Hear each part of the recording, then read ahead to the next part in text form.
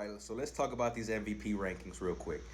With Shea leading at number one, Jokic at number two, and Giannis at number three. Here are my thoughts on it. I honestly think it's probably going to be Shea who walks away with it. He's the best guard in the league right now as we speak. He's been the ultimate leader for OKC, averaging close to 33 points a game. He's on a scoring tear, and he's just showing up on a night-to-night basis and proving why he deserves that trophy. Then you have Jokic, who's averaging a damn near a 30-point triple-double, which hasn't been done since Russell Westbrook did it.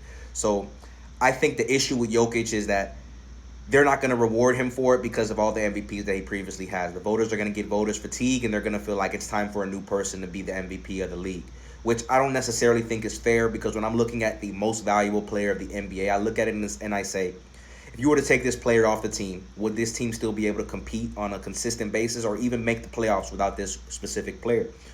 And I think if you take Shea off of OKC, that team is still probably a playoff team. They're just built well. They have a lot of depth, and then with Chet coming back, I still think they would be a competitive team that would make the playoffs. To whereas with the Nuggets, I think you take Jokic on that team, they'd struggle to even function. They'd struggle to win games on a night-to-night basis. It'd be a night and day difference from how competitive that team would look, which is why to me, Jokic is probably the most valuable player in the league, but that doesn't necessarily mean he's going to win it.